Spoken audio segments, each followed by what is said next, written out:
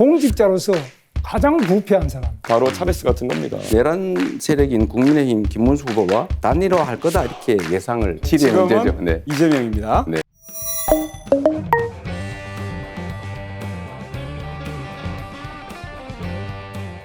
이재명 후보는 아시다시피 지금 자기 형님, 친형님 제가 만났습니다. 저를 하도 보자 그래서 만났는데 그때 정신병원에 하도 보내려고 그러고 이러니까 했는데 이 형님을 바로 이 성남시장으로서 정신병원에 강제 입원시키려고 하다가 그것 때문에 형수님하고 욕을 하고 다투고 이렇게 된 거 아닙니까? 이래서 어떻게 그러면 앞으로 국민 교육을 하고 어떻게 그러면 지도자가 돼서 가정도 제대로 못하는데 어떻게 나라를 통합시킬 수 있겠습니까? 저희 집안 내의 내밀한 문제, 우리 어머니에게 우리 형님이 그 폭언을 내서 그런 말을 할 수 있냐라고 제가 따진 게 문제가 됐는데 그 점은 제 소양이 부족, 또 수양이 부족으로 제가 사과 말씀을 다시 드립니다. 그러나 김문수 후보는 이런 말을 할 자격이 없죠. 이건 우리 집안 내의 내밀한 사적 문제인데 굳이 따지자면 본인은 갑질을 하지 않습니까? 그 소방관한테 전화해서 나도 김문수인데 경기도지사 김문수입니다. 뭐 어쩌라는 거예요? 그렇게 권력을 남용하면 안 된다는 말씀을 드리면서 결국은 계엄 해제 표기에 참여하지 않았어요. 저는 이게 결국 싸우는 척하면서 결국은 실제로는 계엄 해제에 반대한 거 아니냐.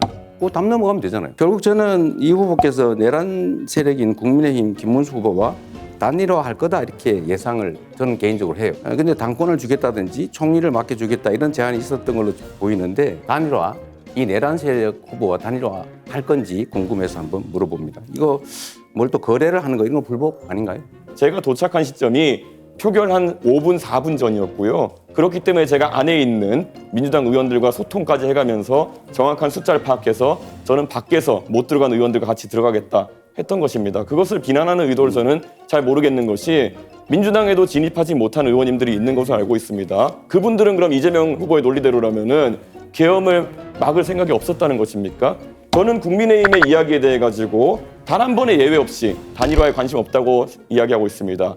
이재명 후보는 그냥 본인의 망상 속에서 계속 그것만 두려운 겁니다. 저는 우리 의료보험 재정 지출 중에서 예를 들면 지금 의료 쇼핑 같은 거 있지 않습니까? 너무 무제한적으로 이 병원 저 병원 다니는 게 있고 아주 경증이고 간단하게 진료할 수 있는데도 다 병원을 이용하는 이런 부분들에 대해서 약간의 조정이 좀 필요하지 않을까 싶은 생각을 하고요.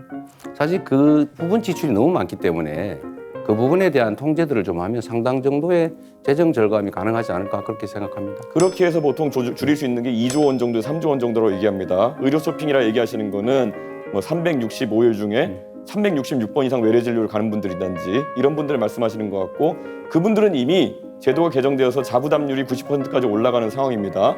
그러니까 그런 거 말고 현실적인 재정 대책 있으십니까? 그게 제일 크다고 생각해요. 2, 3조 규모라니까요. 그거라도 크지 않습니까? 15조 하신다면서요 방금. 내가 언제 15조 한다 그랬어요? 본인이 그렇게 주장하시죠. 간병비 몇 프로까지 그럼 지원하실 예정입니까?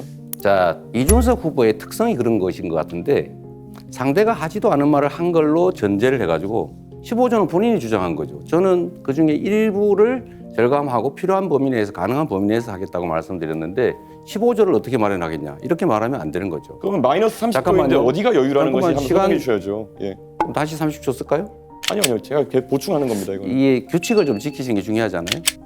가능하면. 얘기하십시오. 그 시간이 끝나버립니다.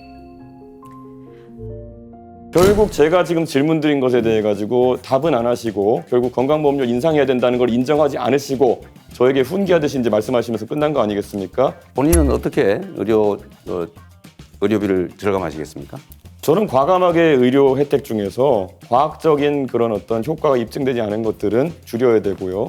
그리고 우리가 메르스라든지 어떤 아니면 겁니까? 코로나를 겪으면서 결국에는 진료비가 이제 과다하게 늘어난 부분에 대해서는 감축을 해야 된다. 예를 들어서 문재인 케어를 통해 가지고 대한민국이 지금 전 세계에서 MRI를 가장 많이 찍는 나라가 됐습니다. 저는 그런 부분에 대해서 국민들께 솔직하게 얘기하고 간병비가 더 중요하기 때문에 한번 이건 삭감하는 것을 이야기해 봅시다. 이렇게 해야 되는 것인데 연금제도라고 하는 건 기본적으로 세대 간 연대를 하는 것입니다. 이거는 남이 아니잖아요. 부모도 있고 할아버지도 있고 자식도 있고 이게 서로 뭐 보험료도 내고 보험료 연금도 받고 하는 것인데 그런 식으로 자꾸 갈라쳐가지고 기존 제도 수혜자, 새로운 대상자 이거 자꾸 갈라치고 남녀 갈라치고 이런 식으로 하는 거 좀 정치인으로서는 적절치 않다고 생각하는데 어떻게 생각하세요? 말 그대로 궤변을 하고 계신 거죠. 지금 사회적 연대나 세대 간의 연대 같은 걸 이야기하시는데 이번 합의 과정에서 과연 그러면 이득을 보는 세대는 어디이고 손해를 보는 세대가 어디인가 명백하거든요. 결국에는 지금 바로 소득 대체율을 올림으로 인해 가지고 받아가는 세대는 바로 받아가게 되고 네. 내는 세대는 4% 가까이 인상된 금액을 평생 내야 되는 것이고 그래서 5천만 원 더 내고 2천만 원 더 받아가는 구조다 이런 얘기가 나오는 거라서 대한민국의 젊은 세대는 가만히 앉아서 한 사람당 3천만 원 이상의 손실을 그냥 떠있게 된 거거든요. 네. 김문수 후보님은 어떠세요? 자동조동 장치는 국가가 상당한 부분을 책임져야 되는 장치인데 이것은 저는 필요하다고 봅니다. 특히 젊은 세대들이 여기에 대해서 매우 불안하게 생각하고 있기 때문에 자기들은 뭐 내기만 되고 나중에 빈 깡통이 되는 거 아니냐 이런 우려를 해소해 줄 수 있는 가장 적극적인 조치가 바로 자동조정 장치가 아니냐 네. 저는 그렇게 생각하고 우리 이재명 후보께서도 동의하실 줄로 생각합니다. 저는 지금 단계로 그걸 도입하게 되면 연금을 내는 사람들이 불안해서 네. 연금에 대한 신뢰가 깨질 것 같아요. 재생에너지 부분 RE100은 사실 불가능한 겁니다. 그 자체는 좋은 구호이긴 하지만 RE100이 될 수 있다. 이건 상당한 시간이 지나기 전에는 안 되는 것이기 때문에 그걸 당장에 뭐 가능한 것처럼 이렇게 말하는 건 현실을 모르는 소리라고 생각합니다. 그야말로 우리 김문수 후보님이 현실을 모르시는데요. 그건 우리가 감당할 수 있느냐 없느냐와 아무 관련이 없어요. 네. 이미 글로벌 기업들이 그렇게 정했어요. 그리고 재생에너지로만 생산한 것만 산다. 이 원칙을 정했잖아요. 그걸 이미 하겠다는데 그럼 거기 우리는 못한다 그러면 수출을 못하는 거죠. 저는 원전이 위험한 에너지라는 점에 대해서는 뭐 생각이 여전한데 다만 우리의 현실이 있기 때문에 이미 지어진 원전들은 계속 잘 쓰자. 그리고 가동연한이 지났더라도 영광처럼 안전성이 담보가 되면 뭐 더 쓰는 것도 검토하자 이런 입장이고요. 그렇다고 지금 추가로 원전을 국내에 어딘가에 짓는다면 그 어디 터가 있냐 이렇게 묻고 싶습니다. 우리나라 원전의 시공 능력은 세계 최고 수준 아닙니까? 그래서 저는 이재명 후보께서 앞으로 정책을 하시더라도 반드시 현장을 가봐야 된다. 원자력이 위험하다고 하려면 원자력 발전소를 가보든지 원자력 연구소도 대전에 가실 때 한번 들러보세요. 그리고 경상도 가시면 표만 보지 말고 원자력 좀 가보셔야지만 거기서 저 사람이 정말 제대로 미래를 알구나. 그 유럽의 북해나 이런 데 가면은 정말 양질의 풍력 자원이 있고 그를 통해 가지고 재생에너지 비율을 높여나가는 나라도 있지만은 대한민국 같은 경우에는 지난 토론에서 제가 지적했지만 태풍의 경로상에 남해안 그 풍력 발전소들이 위치하게 되는 것이고 태양광 발전 조건 같은 경우에는 다른 나라보다 안 좋은 것이 사실입니다. 그럼 이게 나중에 다 비용이 돼가지고 우리 산업이 사실 전기요금에 얼마나 많은 영향 받습니까?